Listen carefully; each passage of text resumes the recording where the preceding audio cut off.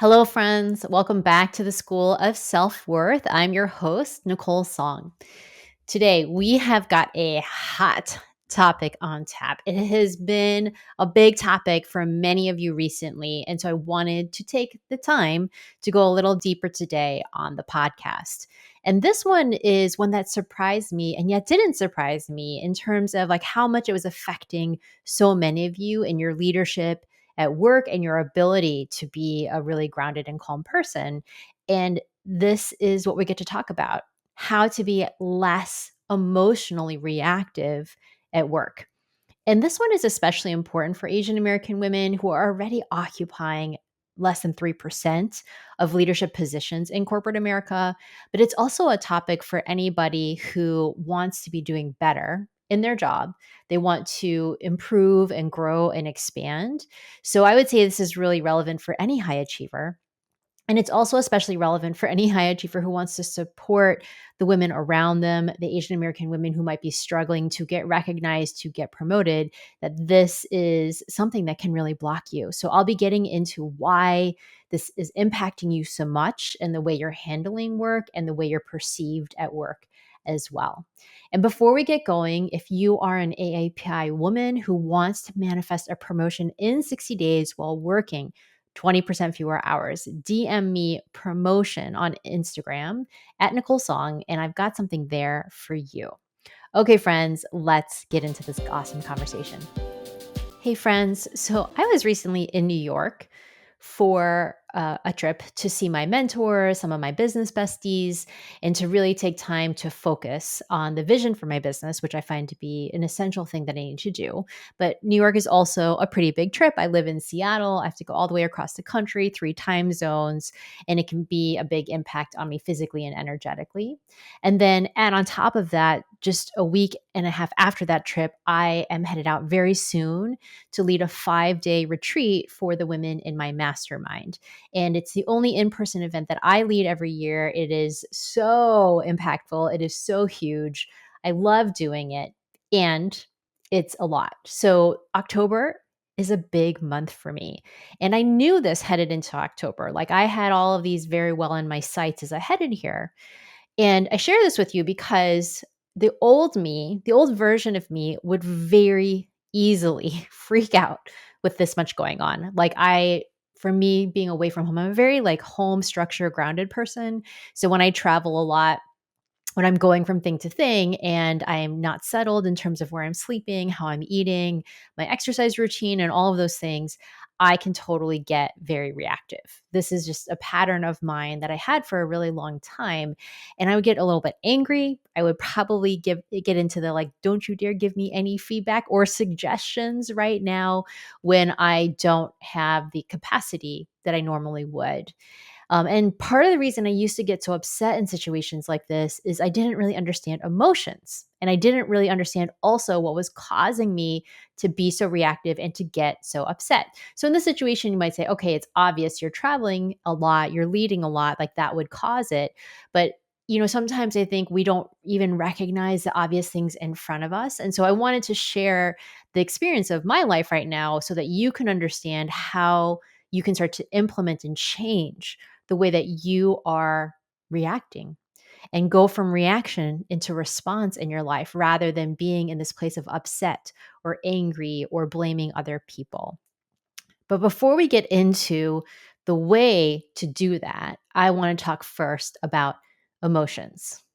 So, emotions are funny in that we are not taught them in general in this country. Like, people are not taught to have emotions, to feel emotions, to manage their emotions. I think things are improving over time, but I know that for myself, I didn't learn them at school. And on top of it, I grew up in a family that did not discuss emotions. I mean, it was like Chinese culture. We didn't talk about our emotions in any way. Logic and reason ruled the day with my immigrant parents. And I don't blame them in any way. I had an experience with my mom recently where we were talking about something emotional and she just sort of ended the conversation. And I was like, oh, okay, like this, it's just a practice that we have to learn. So I didn't really get asked ever growing up how I felt.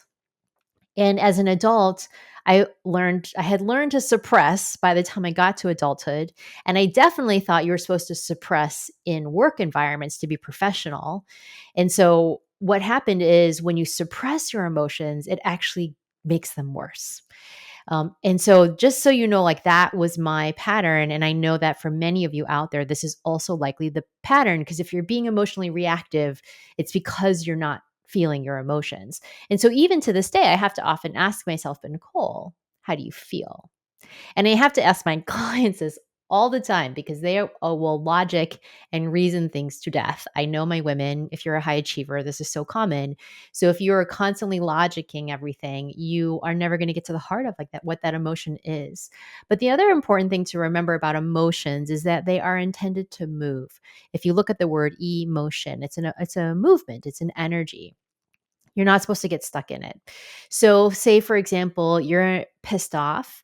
If you're in a pissed off, angry spiral and you don't let that move through you, you can be stuck there for months, for years. It can turn into rage, which is not a healthy emotion. That's quite toxic to be in rage. So, if you are in that experience, that is not how emotions are supposed to work. But the cool thing is that we are human. We do all feel emotions. And so I always want to normalize emotions, that it is normal to have them and also understand how to manage them. So fear is another one that comes up all the time. A lot of my clients get super stuck in fear, especially the newer entrepreneur business women. And this is where perfectionism can really cause major problems. And perfectionism comes from this fear. You're so afraid of getting it wrong or failing or having people judge you that you freeze and you don't act. So rather than you live in your compensation for fear rather than experiencing your fear and getting to the other side of it. We work on this a ton in my course, Your Clear Calling. Like, what is it? What is the experience of emotions? How to move through them? How to actually get to the other side of them? And what is that like? Because staying in them again, that's where a lot of people they just get stuck in it for a long time. I saw this during the pandemic where people were stuck in fear, and some people are probably still stuck in fear from the pandemic. And a lot of people were in that crazy fear place for a very long time. So, now that we've looked at emotions and the spectrum of emotions, let's talk about how this is taking place for you at work. So, when you're emotionally reactive, typically what's happening is you're taking things extremely personally. When I was a reporter, I got so reactive to feedback. And in reporting, we got feedback constantly. Like you got edited for every single story. And the way all those software systems worked is you got edited and read. So you would send your story in, it's like beautiful and black, and then you would get it back from your editor. And it was like sometimes, I mean, literally covered in red, lined out paragraphs, suggestions galore. And when I was younger, I would get so activated. I would feel so stressed. I would plummet. Like end of the day for me at work was a terrible time because that's when you would get edited when you were on deadline and I would be sure that I was going to get fired, that they were judging me, that they thought I was horrible at my job, that I was the worst reporter on the planet, that they should never give me another story. I would never get another project that was cool. I was definitely not cut out to be a reporter. Like I literally really believe this for a very long time. And that feedback would bring up all of that fear. It would bring, and this is happening on a daily basis. So you can imagine I was on this crazy roller coaster all the time at work. But then I learned something that changed everything. And this really made all the difference for me as I learned that the feedback I was getting was just supposed to help me grow. It was never personal. They were definitely not going to fire me. It was all about helping me and the story to be better. And so when I recognized that, and then I had to do a lot of work to not get activated still by the feedback, but when I understood that, it helped me really start to see it for the truth of what it is. So if you're taking feedback personally at work, it's because you think it's about you. And there's a lot to unpack there if that is going on for you, but I wanted to start to give you a sense of what it is that is causing it.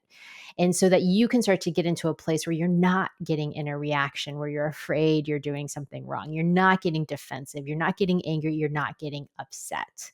Because when we're in those places, you are not showing up as a leader at work. Really starting to understand how to manage yourself emotionally. I would say that that was one of the biggest skill sets that I have learned in, 3 different careers.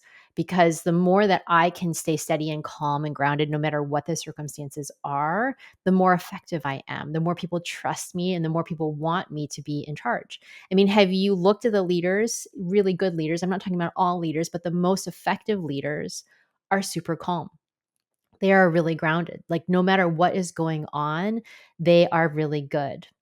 But the tendency for most of us is that when something comes up and pushes our buttons, is we blame the person who said it. We blame, like I would blame my editors. Trust me, all the time. I would blame my editors. To blame the person who's saying something. If you're feeling emotionally activated by your family, you might be like, well, they should stop saying that. Has anyone ever said? Have you ever done that? My mom really needs to stop saying that to me. Or my sister or brother really needs to stop saying that. And it's so fascinating how we like to put that on the other person. You're like, I feel so wrong. They feel so angry. And I'm not saying that other people around us can't elevate themselves, but why are we spending so much of our energy putting it on somebody else? Because when you're doing that, what's actually happening is you have a button and you've officially said, I have a huge button that you can push. That when you say that, I get upset. And it's not really about them not pushing the button. It's about, why do you have a button to push? That's the real question. Why do you have a button that anybody else can trigger something within you?